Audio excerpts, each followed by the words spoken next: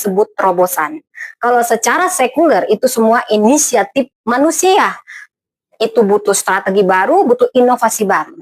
Tetapi dalam Alkitab, dari bahasa aslinya digali, itu bukan hasil usaha kita. Itu campur tangan Allah yang akan membuka jalan, membuat karya yang supranatural. Bisa kita baca di Mika 2 ayat 13, 2 Samuel 5 ayat 20.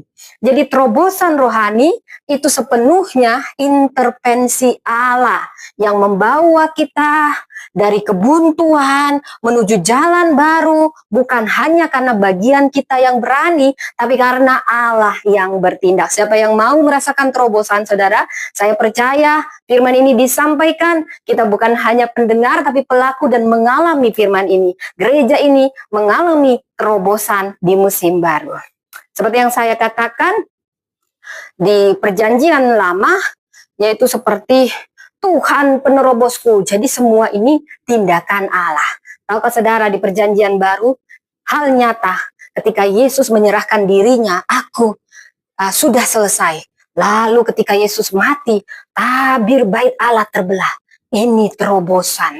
Jadi dulu ada batasan untuk kita bertemu dengan Allah. Harus lewat imam. Imam pun harus benar-benar kudus. Tapi apa makna yang dalam ketika tabir bait Allah terbelah?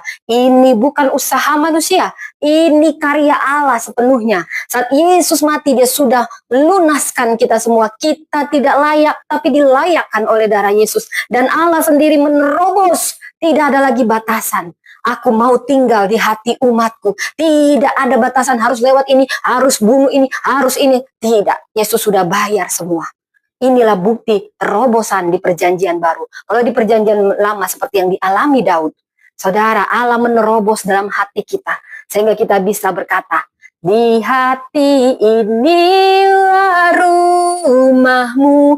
Kau bisa menjumpai dia di mana saja. Kau bisa berkata di mana saja. Karena Allah lewat Yesus Kristus sudah melayakkan. Tidak ada tabir, tidak ada pembatas. Karena itu terobosan hasil karya Allah sendiri lewat pencurahan darah Yesus. Dan saat ini saudara, jadi bisa kita simpulkan apa itu terobosan? Itu dari Allah, bukan usaha kita.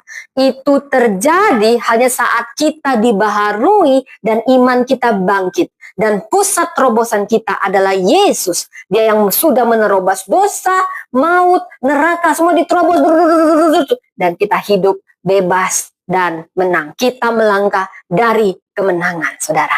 Itu seputar terobosan. Nah, sekarang ini saya undang kita membaca firman Tuhan.